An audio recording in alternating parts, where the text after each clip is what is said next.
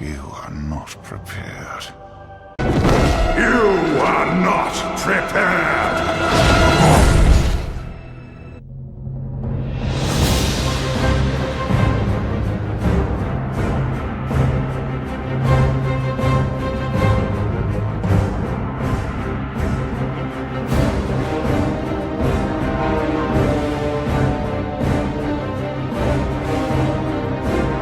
Alright, welcome back to Warcraft Resurrected. This is Chris. And this is Brandon. This is Robert. Yep, Robert decided to join me again. Let's see, what have we been doing in-game? We'll do that first. I don't know, I don't think I said this last week, so I think I might have did it afterwards. I leveled my mage to 61. I think he was 59. And I just said, you know what? I miss playing my mage. I want to run it through one or two dungeons. I ended up running it through a lot of dungeons until he hit 62. I was the number one on the DPS charts the whole time. I kind of missed it. I never really played Frost very much, but I knew it was the spec to play for leveling anyway, so I did it. And yeah, top of the charts. Yay me. And let's see, my Pally is 65 now. And I switched him to Ret to try it out because I'm getting into bigger dungeons and I don't have the gear. And so I got to go real slow. And a lot of the people who join our groups want us to go fast. I can't go fast because my gear is not good enough. So everybody's pulling off me. It becomes a wipe. People get mad. So I'm like, well, you know what? I'm going to go Ret. And then once I get to a couple of heroics, I'll get some tanking gear. And then I'll start tanking again. And that's practically all I've been doing. How about you, Brandon? I'm healing. That's pretty much all I've done. Well, yeah, level, everything. I think level 66. Yeah. Like 4 levels away from 67. Just mainly healing. Don't really quest because it's hard to quest as a healer. Oh, yeah. So I just mainly wait for a dungeon group to come up. And if I can't get a dungeon group to come up, I just find some piddly quest to do. I haven't touched my warlock since joining the guild and playing Savage. Oh. So just been mainly trying to level her up as quick as possible. Yep. Yeah, 68, I'll start doing the attunement. We kind of decided to stick to one. The only reason I played my mage is I was starting to get burned out. I was want to do something else for just one night, and he had 100% rested XP. I said, "Why not?" I did it. Then I don't think I really touched him more since then. The other times I really jump on him to make some mage water and to make bags and whatnot. And that's about all I really do on him, except for that one night. Yeah, I figure I'm just gonna stick with Savage until I get finished leveling to 70. I got to get into Kara before it's getting all cleared, and Yeah, and nobody wants to run it no more. yeah. What you been doing in game, Robert?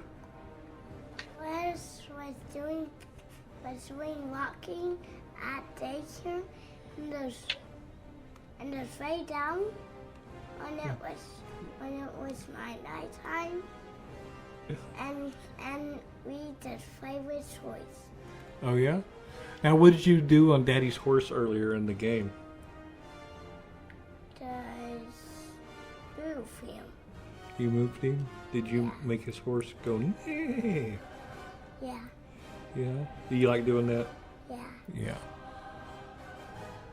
And it's cute because sometimes when Brandon's on, he's not in his tree form. He's a female druid, of course. So he said he calls her my sister. And so sometimes when I'm playing when Brandon's not here, he goes, "Where's your sister? Where's your sister? Or where's his sister? Where's his sister?" Yeah, it's pretty cute. All right, so let's move on to news. Now, there's not much news. Now, I did talk about the power shifting for druids, the energy regeneration to the constant 2-second slow tick loop. Now, I did talk about that last week, and they said that they're going to do it with regional restarts. And team ratings should now more closely follow personal rating changes on arena teams. Brendan, what's your dude? He's doing a podcast. And then, let's see. The only other news I think there was tested. There's going to be some. They're going to test same faction battlegrounds. Blizzard put out a message that said, "Hello, battleground enthusiasts. As soon as we saw battleground queue times go way up a few weeks ago, we got to work on our options for addressing the situation. They've all been discussed here and elsewhere. As you know, in addition to the following, your discussions closely, we looked at game history and data. What was the most evident from all of your feedback was players want to continue to play on their chosen side of the faction conflict. Players don't want to wait in long queues for BGs, and players don't want a highly overpopulated mechanism for getting into a BG. To solve those issues as best we can, we've been internally testing a configuration where the wargame system is used to bring about Horde versus Horde or Alliance versus Alliance battlegrounds from the regular queue, and we're ready to test in live game. And here's the plan. Starting tomorrow, which is Friday, July the 2nd, we're going to enable same faction battleground. You'll queue for battlegrounds as usual, and the matchmaker will try first to make an opposite faction match for you. Okay. If an opposite faction match cannot be quickly made, you'll be matched against a team from your faction. Rewards such as honor and reputation will be assigned as usual. We'll be thinking of these like military training exercises, and to help get that feeling across in-game, we're testing putting masks and tabards on the team playing out of the enemy faction's base. Please note that the same faction play won't be available for Altering Valley, which was never hooked up for wargames and would be particularly awkward for the team that found themselves fighting alongside a great number of enemy NPCs. We'll follow the action closely throughout the weekend, and with scheduled maintenance next week, July the 6th, in this region, we're going to return the matchmaker to its regular configuration and analyze what happened. When the same faction place goes live tomorrow, we'll open a new feedback thread in this forum, which is on Wowhead. After you played some BGs, please come to that new thread and let us know how it went. Thank you. So, now, my feedback on this and how I feel about it, they're doing this because everybody created Horde and they're griping. yep. They've never fixed it, saying, "Okay, Horde, I know you got long queues. Here you go." I think it's wrong because everybody knows. Hey, you okay? Everybody knows that Horde's got long queues, and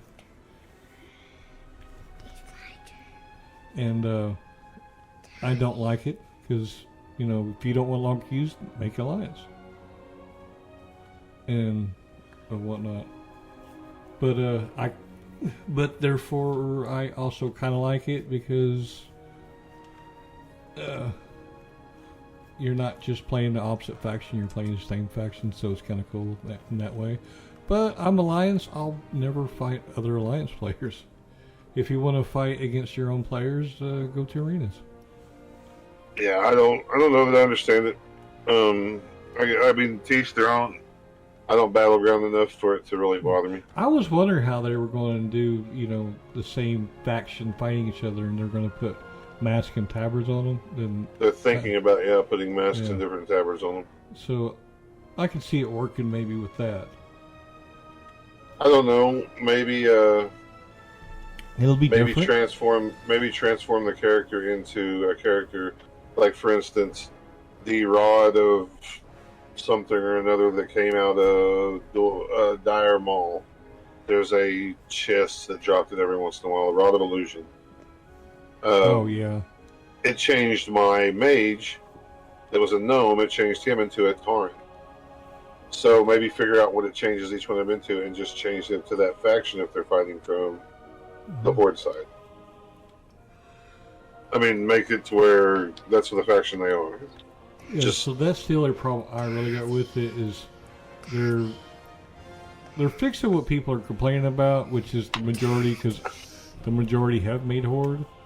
But I still like that, you know, they could have just went Alliance. Yeah. All right, what do you got to say? When you do a podcast, you gotta do a members. Okay. All right. All right, so that's all the news unless you got something else? No. The only other thing that they did was they did their Wowhead did a Burning Crusade Collector's Edition giveaway. Oh, yeah? It's still going on. Okay. Huh? I didn't know if it was over yet, and you answered it, so... Yeah, it's still going on for the time being. Until July, what, 12th or something like that? Let's see.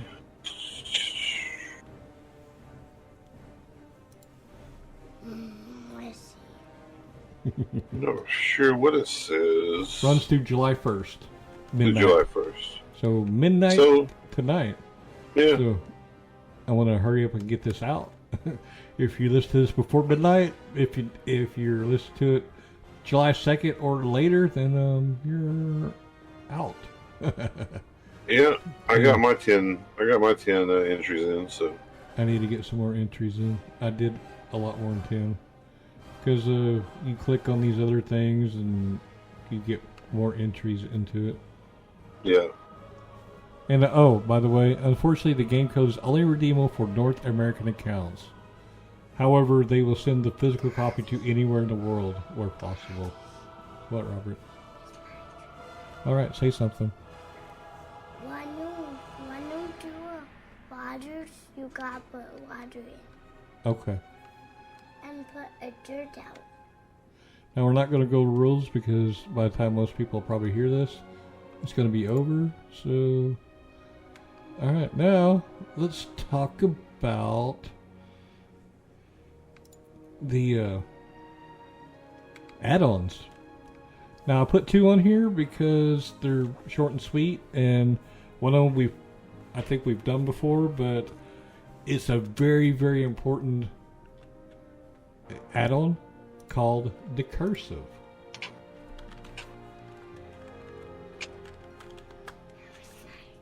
Now the Cursive is very important because it puts a little bar on your screen. Be quiet, I'm talking. And that way, whenever somebody has got poisons, curses, if they're polymorphed, hexed, then some classes can purge, dispel, remove poisons and stuff like that. So you click on it. No, it's not. It's mine. You be quiet. I'll let you talk here in a minute. Okay, we're taking turns.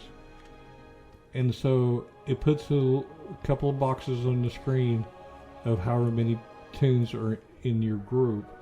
And if one of your tunes gets, my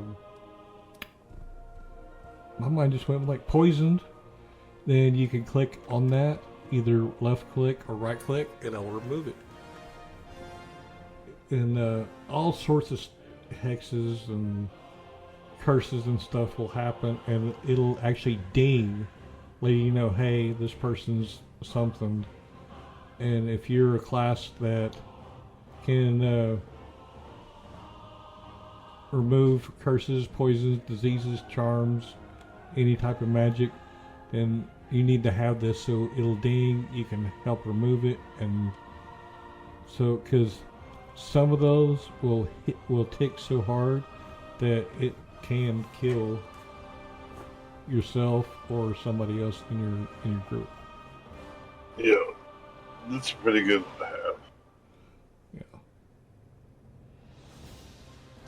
And then I'm no good without it. I know that. yeah, it helps. And we got two of the same tune in your group, and both of the cursive, or you got two different races, but they both like remove poisons. Then you're kind of racing to see who gets it first, I guess. All right, then the other one we're going to talk about, since everybody's leveling up or getting in the Kara and all that stuff, and trying to get their defense and stuff up so they won't get crushing blows or whatnot, there's a add-on called Extended Character Stats. Now this is really important because it puts another bar out that shows like your attack power, your hit, your defense, your MP5, your spell power, and stuff like that. So it's a really important thing to have, I think.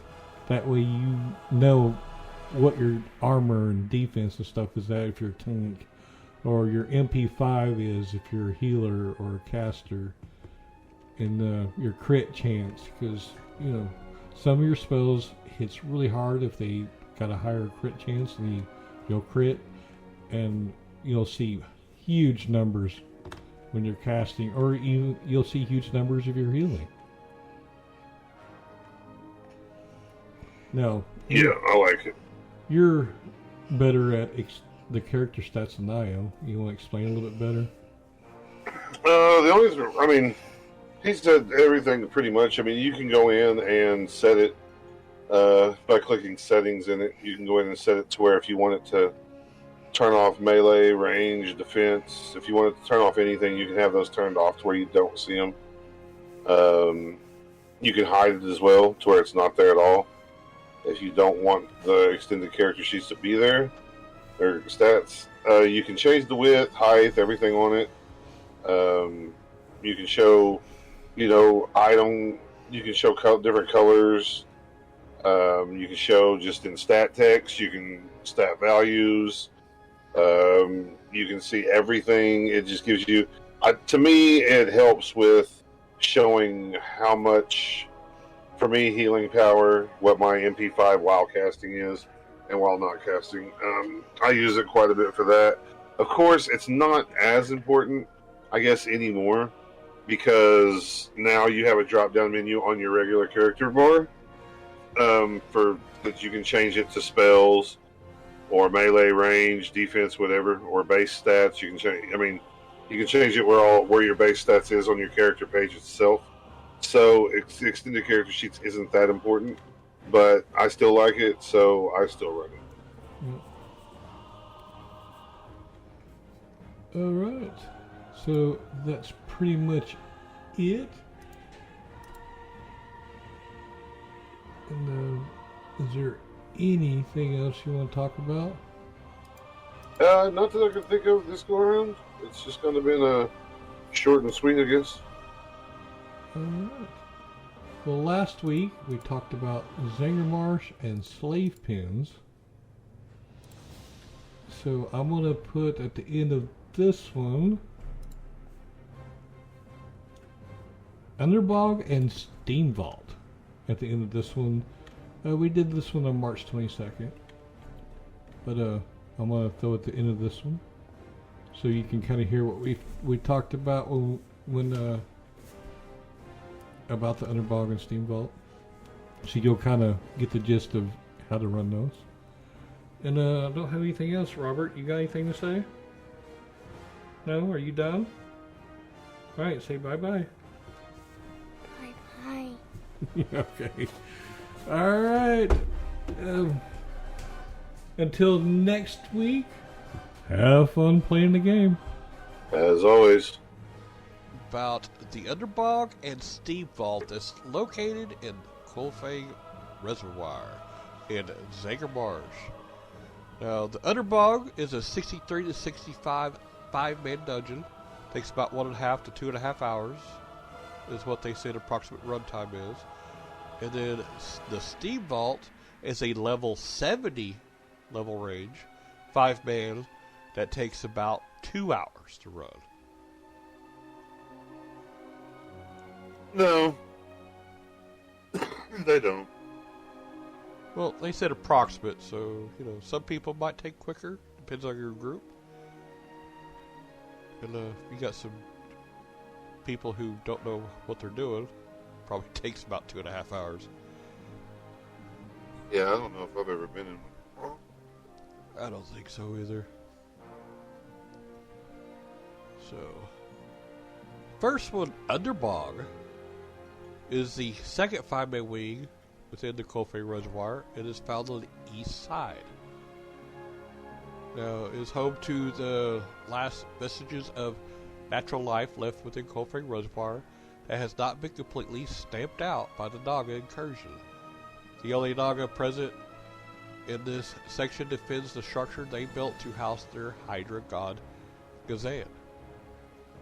The rest of the Underbog is a natural habitat home to the most powerful species of animal life in Zager Marsh.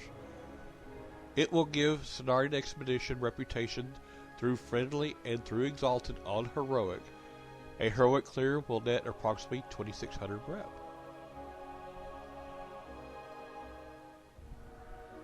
Sure. I don't know. Heroic, maybe 2,600 rep. Yeah, it says a heroic clear, Yeah. Yeah, because I think a regular clear. Can't remember quite it. I can't remember quite what it is for a regular clear. I don't remember either. I want to say for a regular clear, it's about 1,043. Oh, that's not an exact number or nothing. It sounds too exact, Oh, just about 1,043. Going off of my head. I think that's what it is. Yeah. So, you want to tell But them? I think you could still get rep without it being on heroic.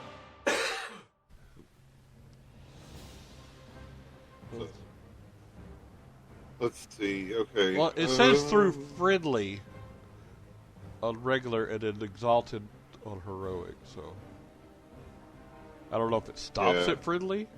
I don't think so. I really believe that you can get it all the way through. I'll have to do more research. I've got a guide coming out. Okay, cool. Okay. So the first boss you come across is Hungerfin is a large fungal giant and one of the leaders of them. He can be found as the first boss of the Underbog in Colfang Reservoir. He has been tending a very special plant known as the Underspore to perfection for millennia. He has a couple of attacks. He does the Underbog mushrooms. Now this dude is I call it a pedestal, but as you're running up to him, I think it's a big mushroom that he's on top of. Is what it is. It's him and then a couple of guys in front of him. Yeah. You can pull the guys in front of him before you pull him, but once you pull him, he has a couple of things. He has the Underbog mushroom. These are very important because it spawns at random locations on the platform and immediately begins to grow inside. And it sucks. After a few seconds, I want to say it's 5 seconds, they explode and release a spore cloud that lasts for 20 seconds. The cloud inflicts 360 damage, or nature damage, every 2 seconds, and it can stack up to 5 times. So you do 5 times 360, and you'll see what it is. Yeah. You're looking at it probably roughly 1,700 damage a tick if you have 5 stacks. And I don't care who you are, 4 or 5 ticks of that, and you're going to be low. Foul Spore. He also does Foul Spore. At 20% health, he roots himself and projects an AoE poison cloud, which hits for 400 to 600 damage every second. Hungerfin is then healed for 4 times the physical damage done. Spells still damage in the usual manner. He's got a 15-yard radius. These can be dispelled with tranquilizer. Now, when he does that at 20% health, if you're a melee, you just stop attacking him and leave, run away for a little bit. It doesn't wipe aggro. But on a side note, Opening the underspore frond will not aggro Hungerfin, though when you finish opening it, he will. This means that stealth running to it is possible. So the strategy of this fight. All party members must keep an eye out for underbog mushrooms and move away from them. That includes the tank. So you're going to have to watch your tank. The tank's going to have to move around. For the first 80%, it's just a basic tanking fight with moving them around to stay away from them. Because they'll just keep spawning on you. And you don't want anybody to get hit by them. They go away, but you can see where they're spawning at and get away. Not them. The only people that have problem are melee with the tanks. Just gotta move. When he hits 20%, he'll begin using his foul spores. All party members, including the tank, should move away from Hungerfin so no one takes damage from the AoE and he doesn't heal himself. Because he heals himself based on the damage he does to nearby party members. So just back off away from him. Yeah. And burn him down as fast as possible at roughly 10%, or after a certain time he releases foul spores. Usually runs right back to the tank and just continue to avoid the mushrooms that he's going to, the underbog mushrooms, till he's dead. Now, like I said before, there are 2 bog giants, but they're not linked to Hungerfin. One giant will aggro, the other when pulled. So you'll have 2 of them at the beginning of the platform where he's at, and you can pull those without pulling the boss himself. They do need to be, I mean, you can double tank them, but they hit hard. I mean, I've never had an off tank go up there and do it. We've just always done it together. And you can see, you can treat them if you've done UBRS. You can treat them the same as Dracocyth, where you just have a Hunter or Frostmage kite one bog giant, while everybody else jumps on the other one. And I don't think that's necessary. I think you just kill them both. You'll be fine. I mean, there's some people, there's some groups that have killed one, and they've died, and then come back to kill the other one, but you don't want to. But it's, I mean, they actually are harder than the boss to me, because they hit pretty hard. If I remember, because the boss, all you got to do is move around. Yeah. And yeah. I think I had died as a tank a couple times, but we already had those 2 downs so far. Oh, yeah. They finished killing it, and then they just res me. Yeah. So.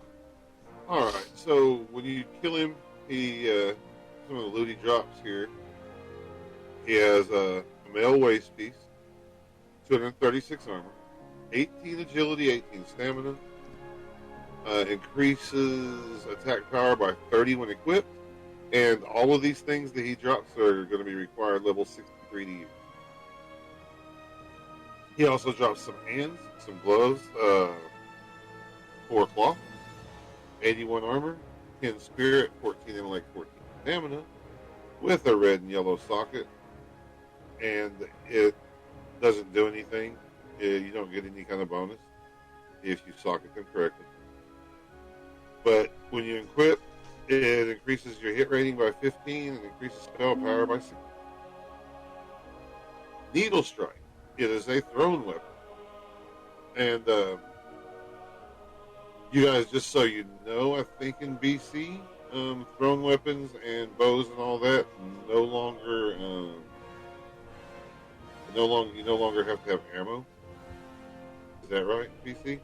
So it looks like, because I don't think you'll get this one thrown weapon and use it. Yeah, I think you don't have to. I think that's what it changed. That's why I wanted to mention. I think bows you still got to have ammo, but the throw Maybe. you don't.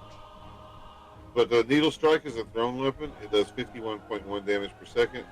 Equipping it increases your hit rating by 11 and increases attack power by 24. Starlight Gauntlets. They are leather hands, 153 armor, 8 spirit, 21 intellect, 10 stamina, 2 blue sockets, and it increases spell power by 25. And then Totem of the Thunderhead. It is a relic, totem, shaman. Yep. Equip increases mana gains from water shield by 27 per charge.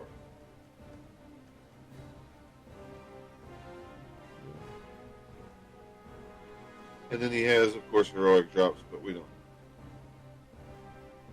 Alright, then you're on the top of the platform, you keep on going, and you'll eventually run to Gazan. And he looks like a 3-headed dragon. He is a Hydra. Hydra, thank you. He's got 3 attacks and abilities. Acid Spit, which does 180 frontal 2k nature damage attack. Acid Breath, which is 155 nature damage over 3 seconds. Stacks on main tank. Stacks up to 10 times. And then a Tail Whip, so don't stay behind him, because he'll do 500 damage behind you. So the strategy is the box walks onto the center platform when you enter his chamber. There is a wall of vertical pipes to the right, and many tanks place their backs against this. The important thing is that the tank doesn't move the entire fight, so that the rest of the group can stand to Gazan's sides. If you are in front of him, you'll be hit by his nature breath attack, and behind he will tail swipe you off the platform. So that would totally suck.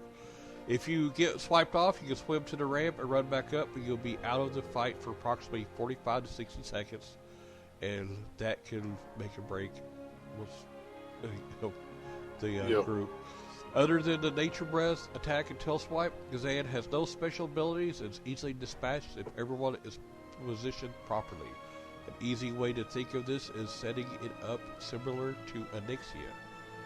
What they're talking about is where you go up to the pipes, right there where the pipes start at.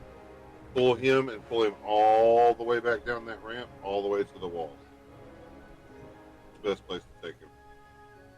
Now, another maybe easier way is to have ranged DPS looking at the ramp from the side, and a tank can then go to Gazan and pull him all the way down the ramp that's leading to him, so the tank can have his back up against the wall. Gazan's back will point towards the center of the room where he started.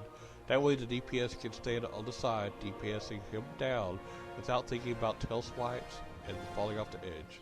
It's very, very effective way to do that. That's the way I was just saying. Yeah. Gazan's Acid Breath is the main problem in this fight. It is a binary resist, meaning you can fully resist it or you can do full damage. This stacks up 10 times on players. Each application of the Acid Breath deals 155 damage every 3 seconds and refreshes the duration of the debuff. So a tank with 10 applications will be taking 1550 damage every 3 seconds in addition to the 1500 to 2000 instant damage each time Acid Breath hits. For this reason, Nature Resist for the main tank can make this fight a cinch, and lack of Nature Resist can make it very difficult. If you have a shaman group, they should place their nature resistant totems, and hunters can use Aspect of the Wild. Now, no one other than the main tank should be hit by Acid Breath, because the healer's gotta be trying to keep the main tank alive. They shouldn't be worried about you too. If you're hit by it, you are too far in front of Gazan and should move closer to the rear of him, just not into the tail swipe range. Assuming proper position, the fight is a take and spank with no surprises. So, yeah, just keep in mind, don't be in front, don't be behind him, and you should have no problems whatsoever. He's a dragon.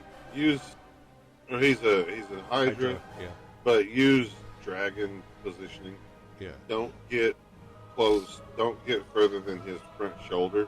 I don't remember having any problems with that guy, except for the first time I think I went in there and I had my mage, and I was stupid. I went behind him. He knocked me down, and I didn't know how to get back up there, so it took me longer than 45 to 60 seconds to get back up there, and it pissed the group off. Yeah. I did it not too long ago with a time walking thing. No, when I was leveling in retail, I leveled in DC just to do these dungeons. Oh yeah, yeah. All right, now the loot. Got the Cloak of Healing Rays is a back piece with 12 stam, 13 inlet, 15 spirit, and all these are level 63 to equip. And if you equip it, it increases spell power by 18. Hatebringer, two-handed mace. 25 strength, 21 stamina. It's got a red, a yellow, and a blue socket. It does have a socket bonus of +4 to strength. If you equip it, it improves critical strike rating by 22. And it looks mean. Yeah. And then Luminous Pearls of Insights, a neck piece with +15 to intellect. If you equip it, it improves critical strike rating by 11. And it also increases spell power by 25.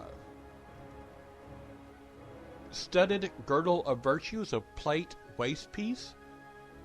+14 to intellect, +14 to strength, and +18 to stamina. It's got a red socket and a yellow socket. And the socket bonus is +4 to critical strike rating. And if you equip it, it restores 4 mana per 5 seconds. And then the last piece that could drop is a Talisman of Tenacity. It's a neck piece, +30 to stamina. And if you equip it, it improves your resilience rating by 20.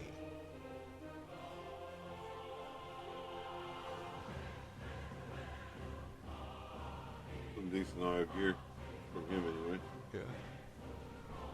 Now, see, after you kill him, if I remember correctly, you'll kill him, then drop down off his platform. You drop down into some water, swim to this little hole in the wall, and then you jump down the little hole in the wall, and then you got to do fighting. There's a druid that's going to be up there that you got to talk to, quest, and you do some fighting, then you do some more fighting, and then you do some more fighting. And then you get to Swamp Lord Muselek. Swamp Lord Muselek is a broken hunter, ruler of the Markblood, and the third boss of the Underbog in Quillfang Reservoir. He is accompanied by his pet Claw, who is part of the quest Lost in Action, which can be obtained from Watcher Yang and to the dungeon. However, his location in the dungeon brings into question why he is here surrounded by beasts instead of with his fellow merc. This may suggest that he is in exile and is hiding in the untamed parts of the Underbog. Now, Swamp Lord Muselek, he has a few different abilities. He has aim shot. It's the exact same aim shot that anybody else uses, and it can hit for over 2,000 damage on cloth wearing classes. Yeah. So, he does that when nobody is in melee range.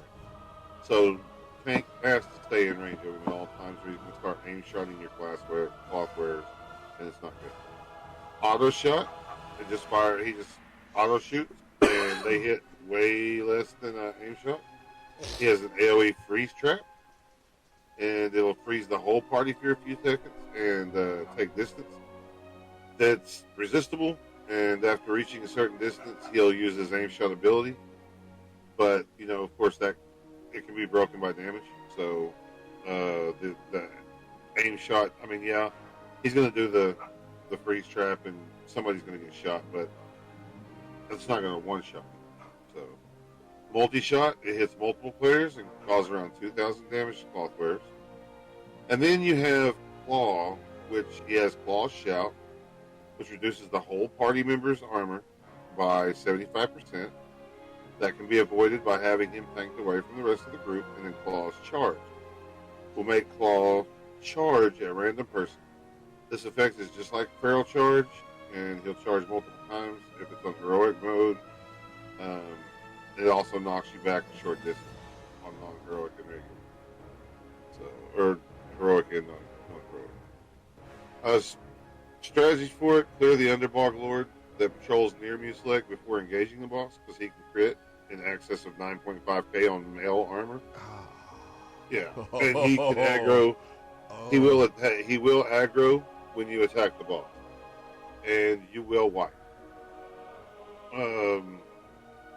This fight is similar to Ilyana Ravenoak in Diremo and can be completed with a single tank. The tank first attacks Claw for a few seconds to build up threat before switching to Muselek. Once the tank has built up enough threat, the rest of the party can attack and down him quite quickly. Muselec will occasionally freeze the whole group, and take some distance so he can shoot. It is important for the tank to get back into the hunter's melee range immediately. Once the hunter is dead, the group can focus on Claw, who will turn friendly at 20% health and expose himself as Windcaller Claw. Alternatively, the bear can be burned at 20% first, removing it from the fight, and then the boss engage. The primary concern appears to be healing and interruption and proper double thing. There's so many strategies for this guy. They say the kiting strategy is obsolete because Claw runs back, so the strategy doesn't appear to be valid any longer. I don't know. Now, that may be after they changed it. I know personally that when we did this back in the day, when it first came out, that you could run Claw away from everybody and just have a hunter tank him or kite him while everybody else killed the boss. I know it worked. So I think this kiting thing was after it didn't work anymore. That was after probably after some of the new stuff came out. Like I don't know necessarily the Shadowlands, but it was one of them. Because I know it worked. But you can have a multiple tank strategy where you can use an off tank to tank the bear and just kind of take him around the corner. So you won't be affected by the armor reducing ability, but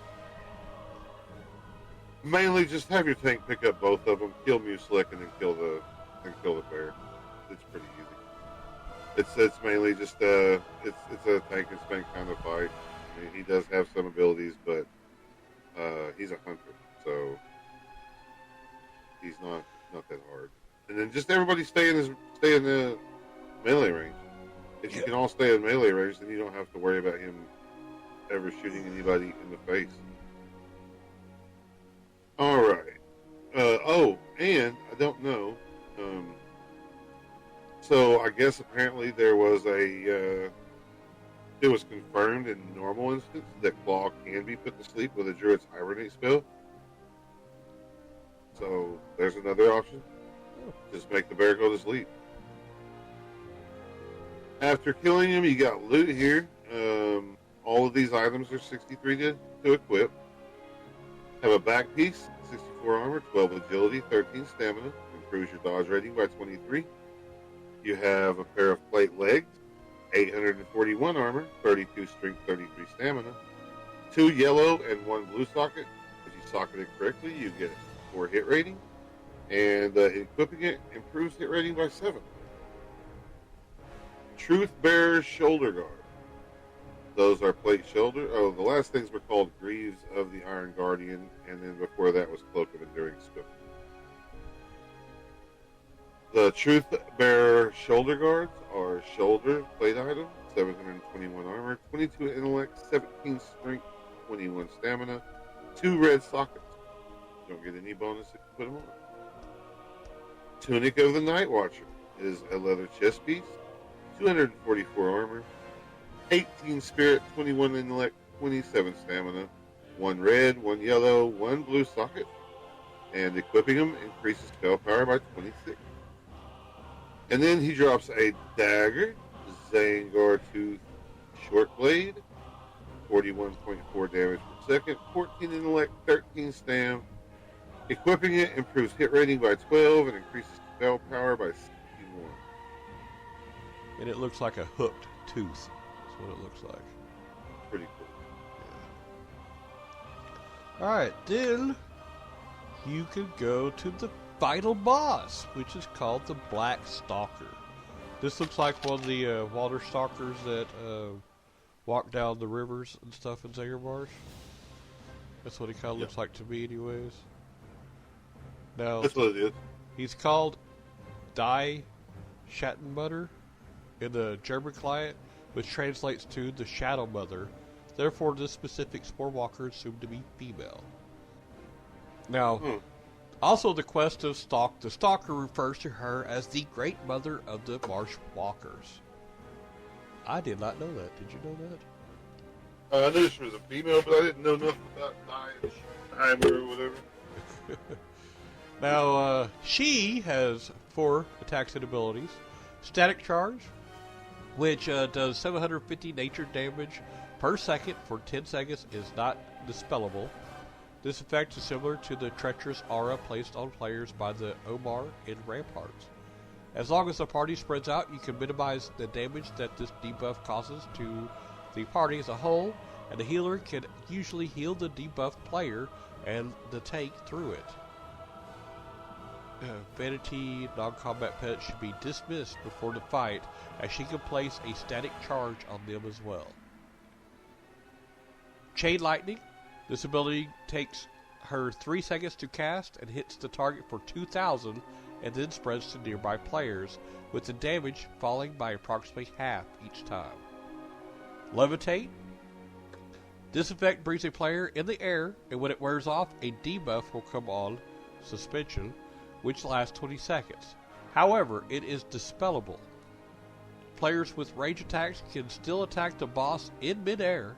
Healers can be, but usually aren't, lifted high enough that the tank is out of range of heals. So that would be bad. Oh, yeah, you can still heal. Now, I know we don't talk about heroic, but I'm just going to mention this. Spore Strider adds heroic only. Throughout the fight, the Black Stalker will spawn sets of 3, 5,000 hit points. Adds every 10 to 15 seconds that will cast 1,000 nature damage lightning bolts at targets. And these adds are immune to fear. Now, the strategy, like most other bosses in the Underbog, the Black Stalker does not have a lot of health, but hits hard. A good balanced group is advised, especially at lower levels. The Chain Lightning effect is similar to that of Venoxus in ZG, so try not to spread out to minimize this effect. The tank should take her to center room with the rest of the party at max range. Turn her either to the left or right, so Melee can stand behind her to avoid the Chain Lightning and be still in heal range. The healers just should remember that the Black Stalker hits hard, so keep the tank near full health. As mentioned above, the Chain Lightning effect can end up hitting the tank multiple times. This, on top of the static charge effect, can drop anywhere from a quarter to half of your tank's health, so try to stay at max healing range. You will also be trying to balance your time between healing and dispelling the Levitate. It helps to have either a backup healer or a backup cleanser, Priest Pally, to worry about dispelling the Levitate. And the Melee, position yourself on the opposite side of the tank. You can avoid being hit by the Chain Lightning. Most important is keep an eye on the enemy cast bar. Chain Lightning has a long casting time, approximately 3 seconds. There is time to run out of range during the Chain Lightning cast, even if you're a bit laggy. So if you see it and you're standing close to somebody, run out. And I'll just go ahead and tell you, man, don't even worry about dispelling Levitate. It's not that bad. Yeah, I keep seeing that, but I don't remember ever dispelling it. I never once got dispelled from that thing as a healer, because you can heal. Now, just some Levitate information. Priest, Paladins, or a Warlock Spellhunter can dispel this effect. Mages can blink to escape. Whilst traveling, only instant spells can be cast, of course. When fully levitated, all spells can be cast. Healers will sometimes be out of range to heal some party members when fully levitated. Ranged attackers will sometimes be out of range to hit the Black Stalker when fully levitated. Standing under one of the small mushrooms near the walls can completely prevent the levitation effect. Yep. I do remember that. I forgot about that. As a gnome, it's really fun because you can stand under it. Exactly. It is usually the second person on threat list that gets levitated. Some groups have tried a tactic where there is a second tank gaining threat to prevent healers and vulnerable cloth wearers from being affected. Priests can try to use their levitate spell and try to stay second on the threat list. The levitate spell will keep them from taking fall damage and will only have to worry about dispelling the effect on themselves. Now, a suggested way to keep the healer from being levitated is to stand slightly around the corner out of sight from the Black Stalker, but still in line of sight of the party in order to heal. After being dispelled, cleansed, it is possible to be levitated again even before you hit the ground. This can happen 3 or 4 times in a row. If the healer is levitating, it may be better to adjust everyone else within 40 yards of him or her rather than dispelling it.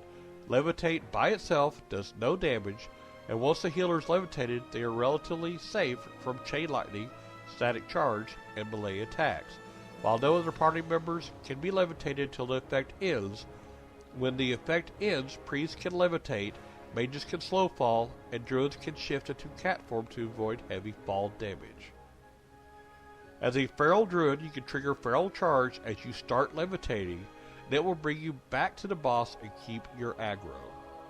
Yeah, like if you were to start to get levitated as a feral druid, like if you're just a DPS and you're second on threat, I remember doing this quite a bit.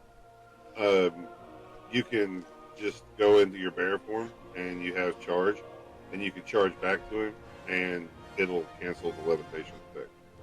That's pretty cool. And then there's ads in heroic mode, but I'm not really going to go into that. Now, this boss may be reset by running out of a room. While not maybe reset. Sometimes there's a damn glitch and it gets reset. Yeah. So while not in combat, she moves around the room, so be careful when trying to resurrect fallen comrades. If you do pull her while resurrecting, you can always run out to reset her and try again.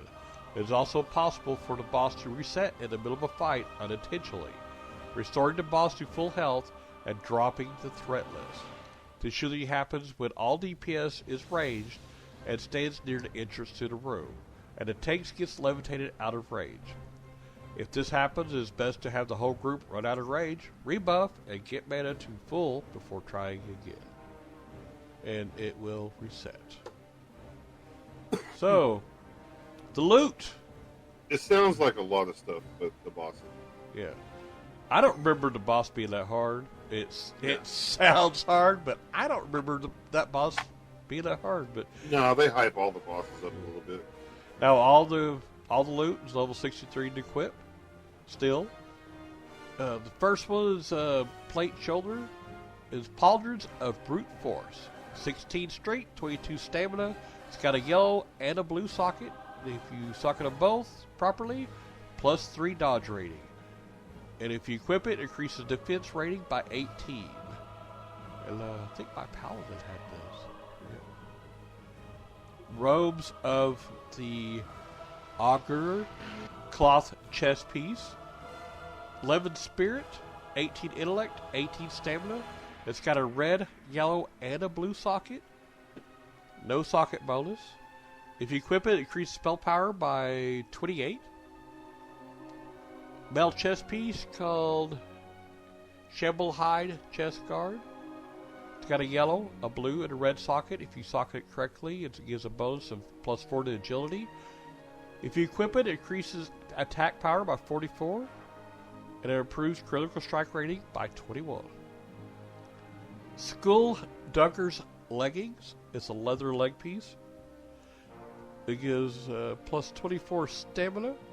It's got 2 red sockets and a blue socket. And the socket bonus is plus 4 dodge rating. So those are good druid tank. Yeah, all the way. Yep. Increases your dodge rating by 21 if you equip it. And also improves hit rating by 16 and attack power by 40.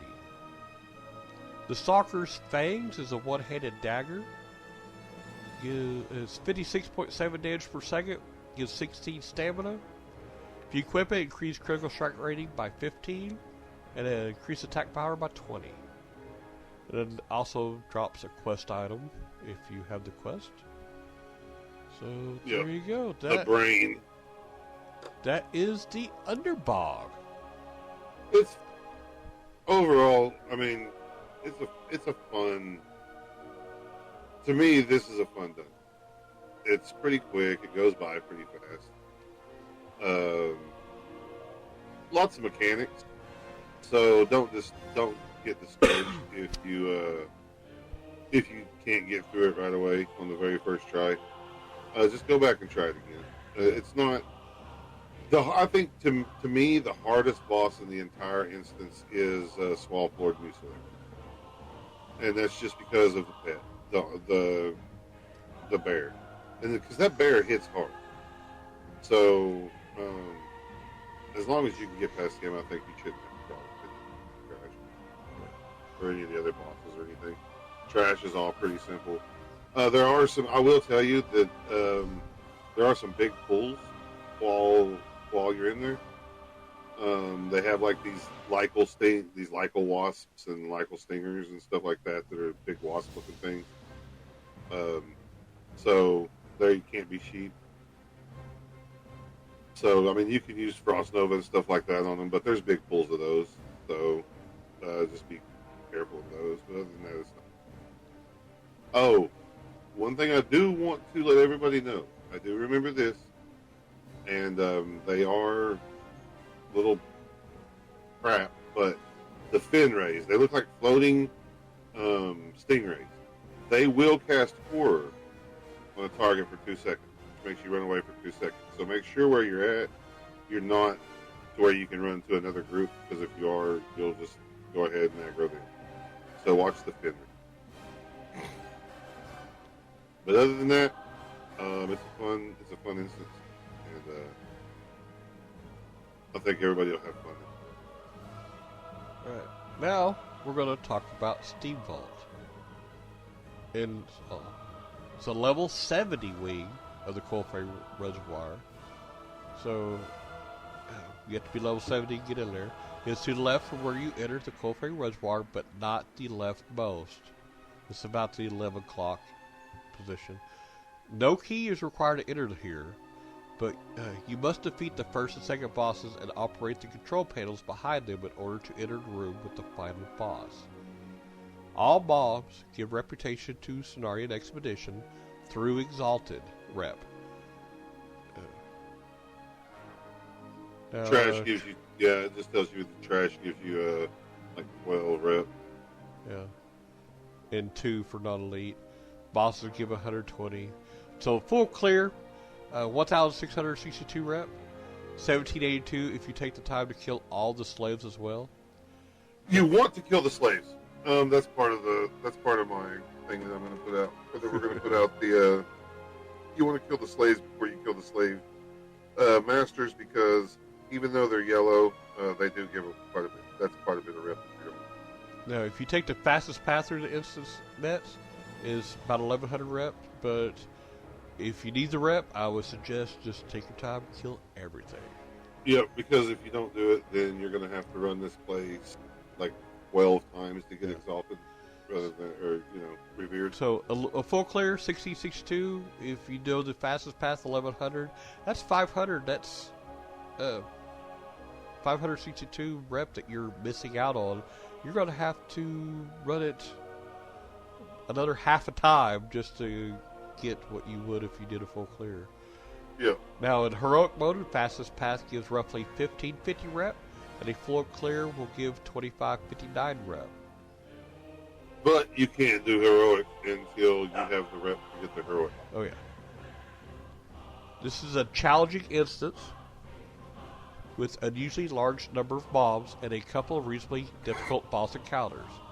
Trash pools are made up of 2, 3, or 4 elite Naga humanoids, of 5 water elementals, or of a single elite bog giant. Now, is this the one where they actually did the one of the holiday bosses later? Yeah. Okay. Yeah. That's what I was thinking. I couldn't remember exactly.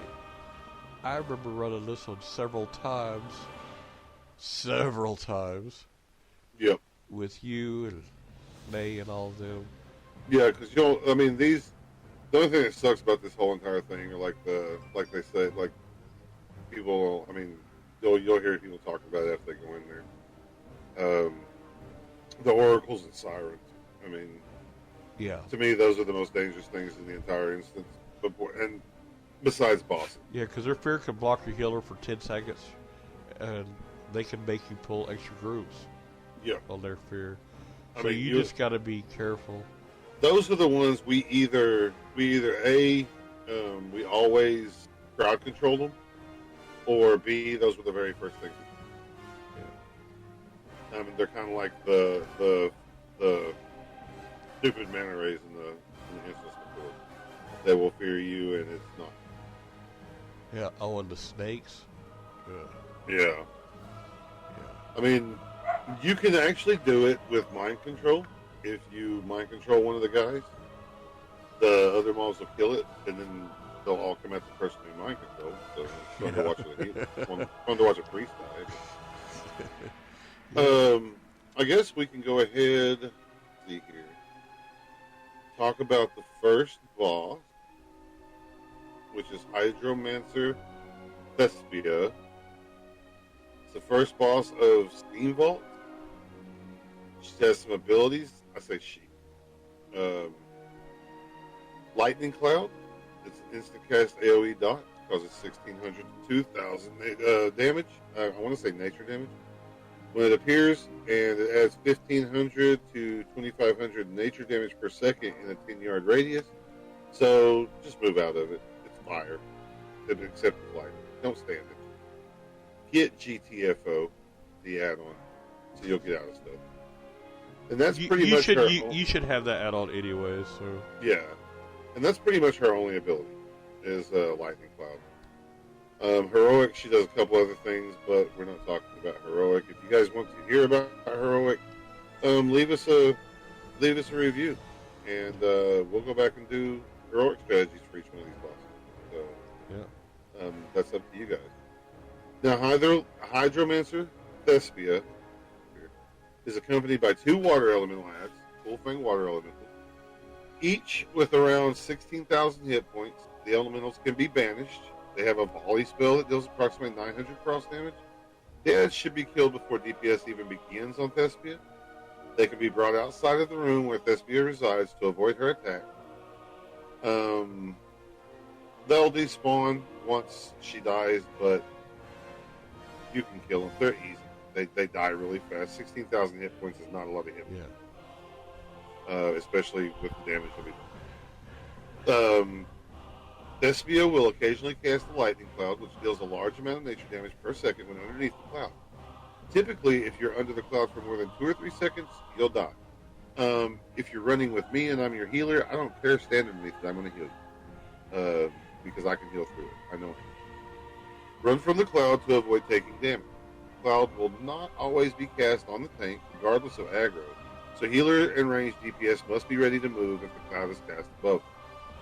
She tends to cast the cloud on groups of people, so keep everyone spread out, and that's the best thing. Keep spread out. If you have a lot of melee, expect the tank to have to guide her around the room. Nature resistance gear and potions can help mitigate any mistakes, but by and large, you should just seek to avoid getting hit at all by any spell.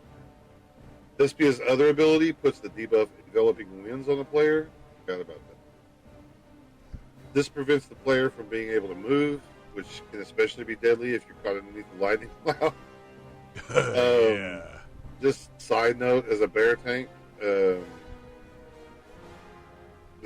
only happened once to I guess to this person that's helping with the guide here. As they said, I've only had this happen to me once at the time it took me to get exalted with Cenarian Expedition. And they said they wiped. So if your tank or healer goes down and you want to save a total wipe, you can drop down the small ledge to the right of the top of the ramp leading to her room and run around down out of line of sight. She'll stand there a little bit and then she'll reset, saving you a walk back.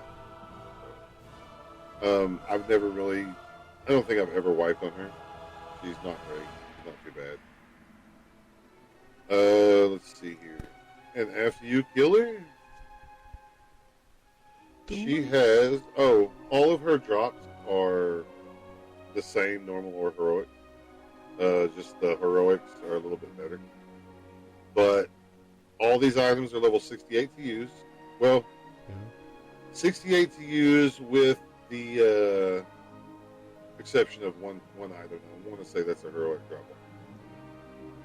But the first piece is a chest guard of no remorse. It's a leather chest piece, 285 armor, 35 stamina, increases attack power by 92, improves critical strike rating by 21. Cloak of Whispering Shell. It is a back piece, 76 armor, 15 stam, 16 intellect. Restores 4 mana per 5 seconds. and increases spell power by 21 when equipped. These Incanter's Gloves, I want to say these are the ones that are on Heroic only. I'm not totally sure, but I'll tell you guys about them. They're level 70 to use, 97 armor, 21 stamina, 24 intellect, 12 spirit. Equipping him increases critical strike rating by 14, increases spell power by 29. Moonrage Girdle, waist leather piece. It's 22 intellect, 21 spirit. Improves your critical strike rating by 20 and increases spell power by 25 when equipped.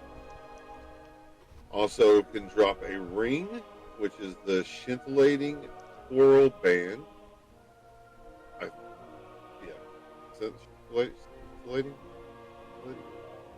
I'm sorry, I'm retarded and don't know how to read. Figure, it's got 14 stamina, 15 intellect, improves your critical strike rating by 17, and increases spell power by 21 when equipped. Also, will drop a pattern, Frost Armor Kit.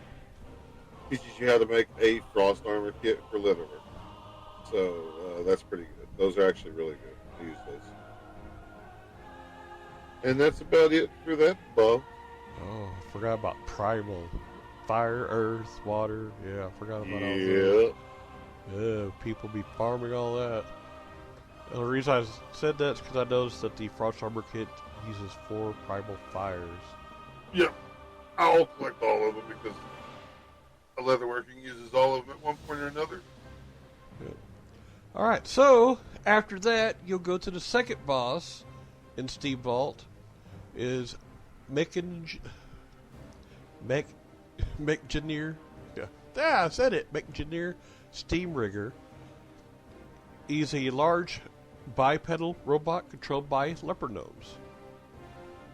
Now, he's got several abilities. Shriek Ray, which reduces damage done by 35% with chance to backfire. Saw Blade. He will randomly toss out a saw blade, hitting for around 1,500 to 2,500 to everyone within range. Electrified Net, immobilize target for 10 seconds and 600 to 700 damage. No repairs.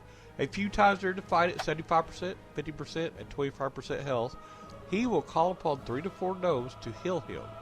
These gnomes have 5k hit points and deal 2 to 500 melee damage on hit.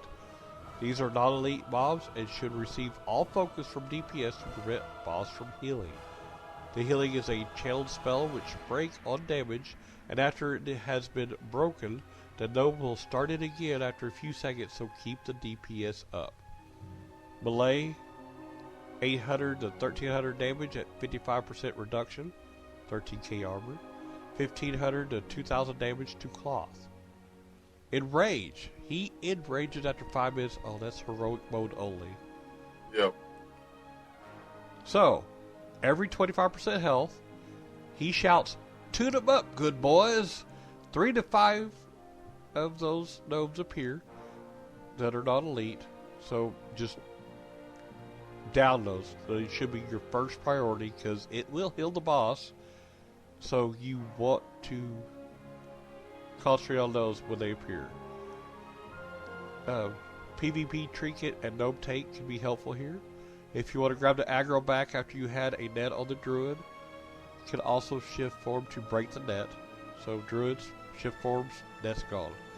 Any damage whatsoever to the mechanics forces them to attack you and not heal the boss.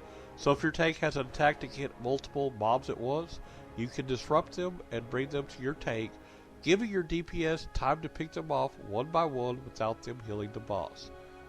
Only one of the Steamrigger's attacks causes magical damage, the electrical net, and the amount is negligible compared to the rest of the damage, so a mage may want to pull Amplify Magic on the party before the fight.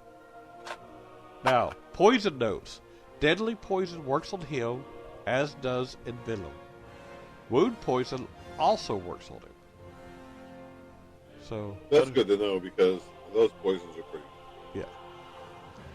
So there you go. That's. I'm bringing the pain. Now, it looks like all the gears level 68 to wear. He drops earth metal hand wraps, metal hands, gives 21 stam, 18 intellect. It's got a red and yellow socket. The socket bonus is 3 to intellect. If you equip it, improves your critical strike rating by 16. It also increases spell power by 19. Mask of Penance.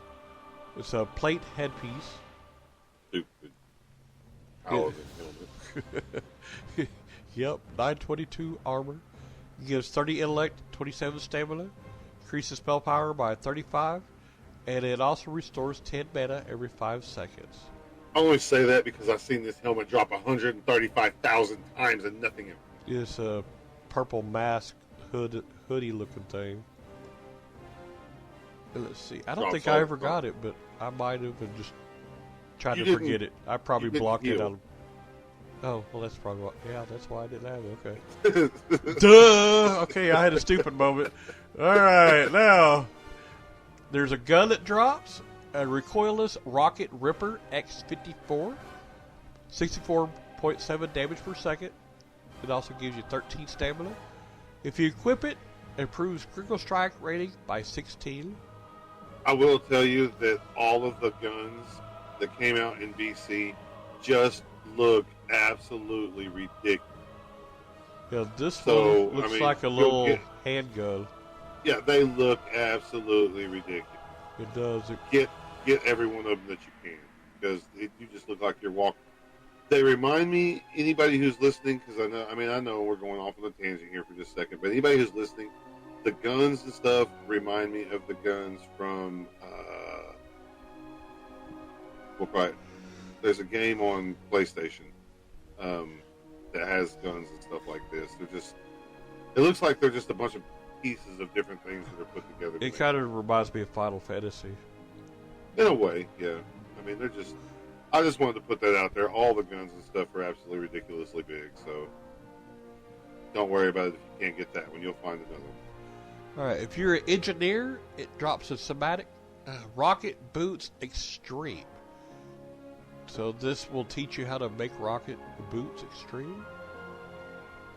Yeah. It only gives one charge. So. Well, it only gives one charge at this. Oh, never mind. Let's see, Serpent Crest Life Staff. That's a good staff for. I had that. Yeah, for Druid I had Healer. that as, yeah, I had that as a boom. Okay. So of course, stats are two-handed. 59.9 damage per second, but you're probably not going to be swinging it too much. You're probably just going to be using spells and stuff. It's got 27 stamina, 27 intellect, and 46 spirit. That is pretty good. Yeah. And if you equip it, increases spell power by 121. It also drops a neck piece, Steam Hinged Chain of Valor. 26 stamina. If you equip it, increases the block value of your shield by 29. And it also increases shield rock blading. Increases your shield block rating by 19. Words are hard. Yes, they are. All the items off of that boss I really like. There's really good items for everybody off of that. Because there's tank, good hunter gun or warrior, I guess, and shaman, druid, healer, whatever. Yeah, piece for everybody can drop. Yep. Now, everybody will have fun killing that boss. Because once you kill him, you get to go to the final boss. Because you have to kill both the bosses before you can get to the final boss. Warlord Calathresh. He is a Naga. And he is a good example of a male authority in the Naga civilization. He has abilities, spell reflection. Don't need to explain it. Warlord's Rage, stacking 75% damage buff and 70% attack buff. If he is allowed to complete the channeling of a Naga Distiller, we'll explain those. And then Impale, randomly targeted damage over time, dealing 500 physical damage per tick. Give you some quick rolls, tips for each roll.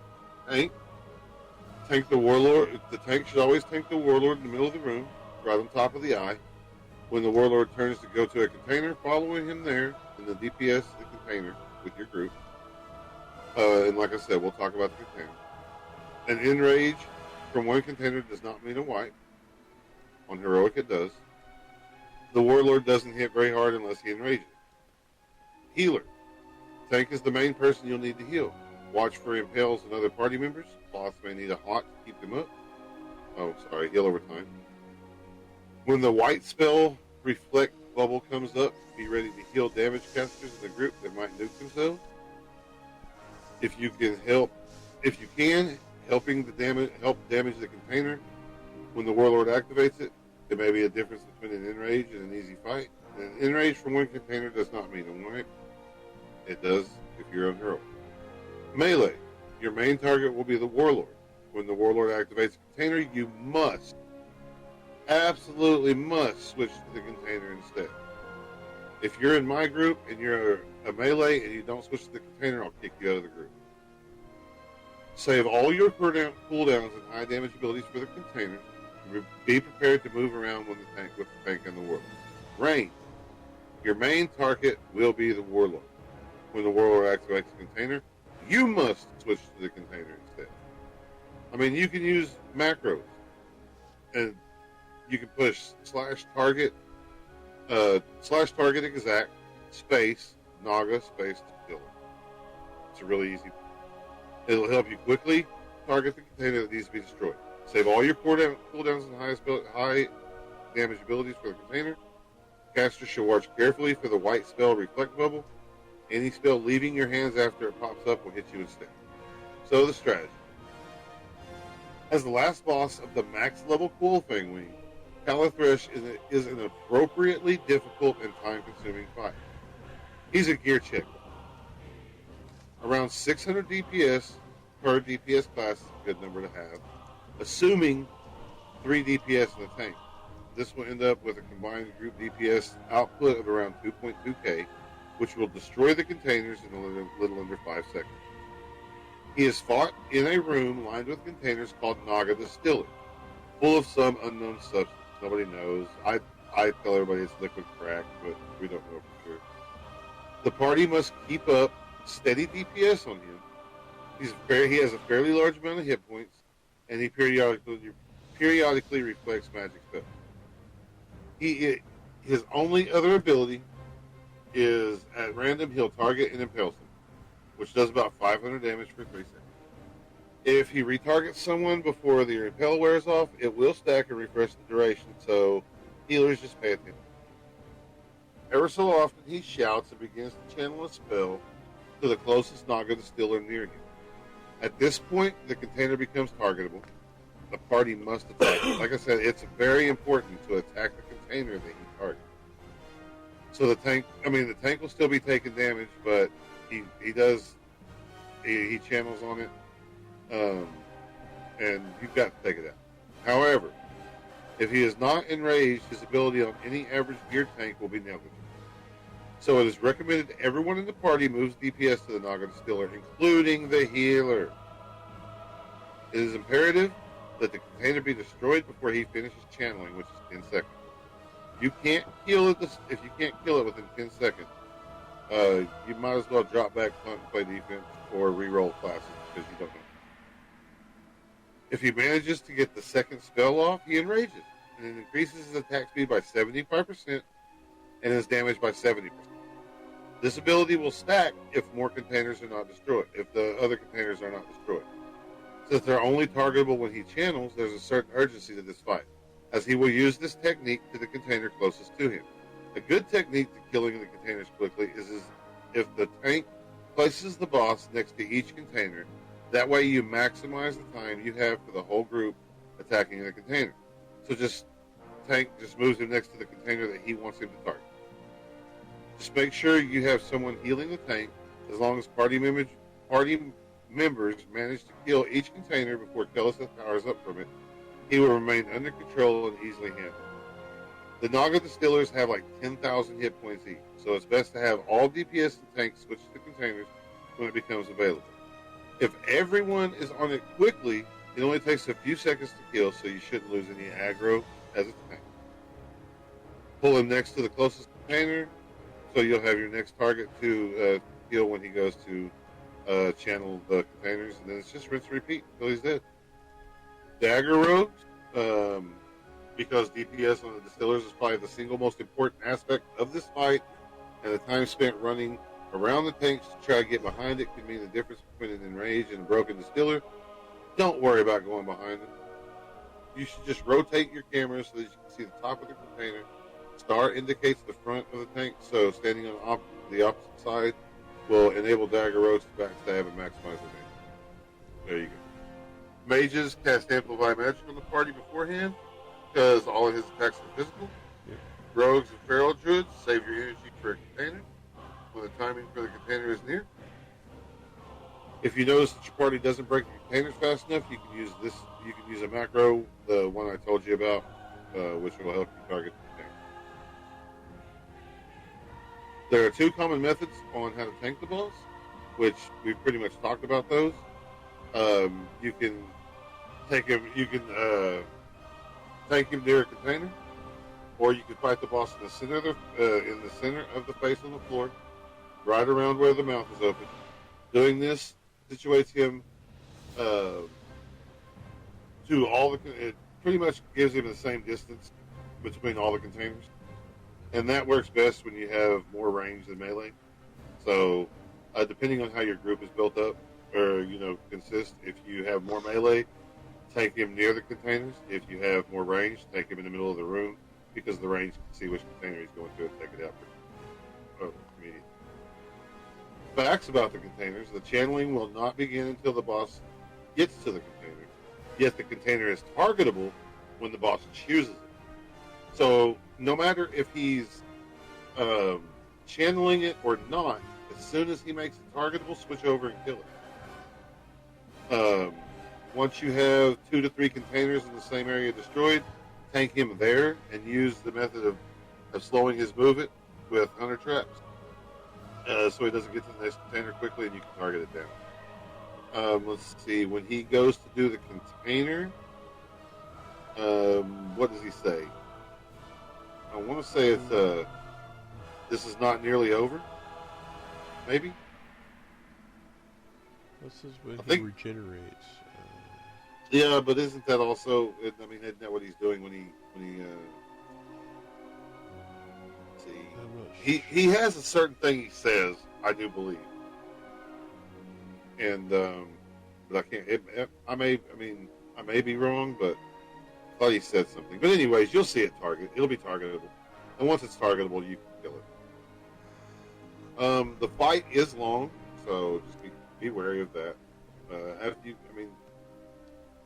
After you kill him, you're going to be tired because it's a pretty long fight. But you get some cool stuff. Normal and heroic drops are the same. Everything that he drops is level 70 to use. And there's quite a bit of stuff that he can drop. Yeah, a lot.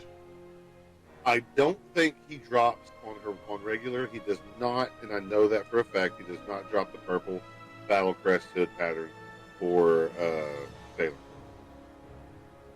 That's heroic only. Or if it does, it's really, really slim. Yeah. Now he'll drop Beast Lord leggings. They are male legs, 570 armor, 30 agility, 19 intellect, 25 stamina. If you increase, equipping them increases attack power by 52 and restores 7 mana per 5 seconds. Drops Beast Lord mantle, male shoulder item, 586 armor, 25 agility, 26 stamina. Yellow and red socket. Socketed correctly gives you 4 stamina. Equipping it increases your critical strike rating by 12 and your hit rating by 12. Breastplate of the Righteous. Plate chest piece, 1164 armor, 30 stamina, 28 intellect. Red, yellow, blue socket. If socketed correctly, you get 2 mana per 5. Equipping it increases defense rating by 20 and increases spell power by 23. That's the chest piece you have. Okay. Devil Shark Cape is a back piece, 78 armor, 22 stamina. Equipping it increases defense rating by 20, increases dodge rating by 18, Increases the block value of your shield by 29. Fathom Heart Gauntlet. Male hands, 407 armor, 24 stamina, 25 intellect. Equip, restores 7 mana per 5, and increases spell damage by 29. Gauntlets of the Bold. Plate handpiece, 728 armor, 16 agility, 17 strength, 31 stamina. Red and the yellow socket. If socketed correctly, you get 3 parry rating. Equipping it increases defense by 14. Incanter's Pauldron. Shoulder cloth item, 117 armor, 24 stamina, 17 intellect with 16 spirit. 1 yellow and 1 red socket. If socketed correctly, 3 critical strike rating. If you equip it, it increases spell power by 20. Moonblade Shoulder. Leather shoulder piece, 219 armor, 13 strength, 12 agility, 18 stamina, 19 intellect, and 18 spirit. 2 red sockets, socketed correctly, gives you 3 intellect. Increases spell power by 15 if you equip it. Those are some really good caster shoulders for leather workers, or for leather. Ring of the Silver Hand. It's 18 intellect, 18 stamina, increases defense rating by 19, stores 5 mana per 5. Sash of Serpentra is a cloth waist piece. 88 armor, 31 stam, 21 intellect. Improves hit rating by 17, increases spell power by 25. Tide Fury Gauntlet.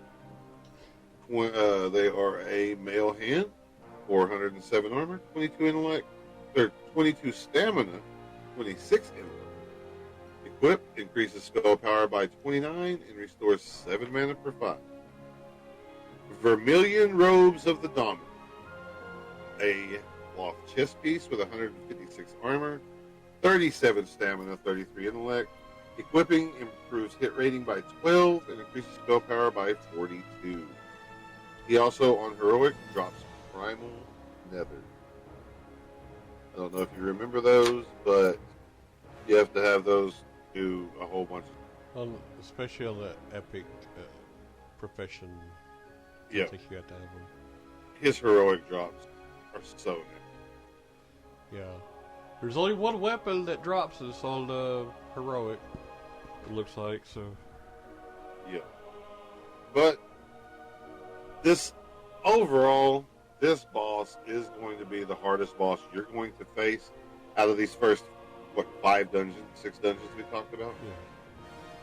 That's going to be the hardest boss you're going to face. Because, of course, this is the level 70 dungeon. But he just... Because it's his mechanic. As long as you can down the little distills or whatever they are, you'll have no problem. But like he said at the beginning, this is a challenging incident. So you just be careful. Work your way through it. Don't pass it the first time. Go back and hit it again. Exactly, and try to have fun with these dungeons. Don't go in there thinking it's a job because you won't have any fun. Well, stay tuned, and until then, have fun playing game. As always. If you would like to get a hold of us, you can email us at wowresurrected@outlook.com. This show is brought to you by Heartland Production Entertainment. If you'd like to help to make the show better, go to patreon.com/heartlandpae.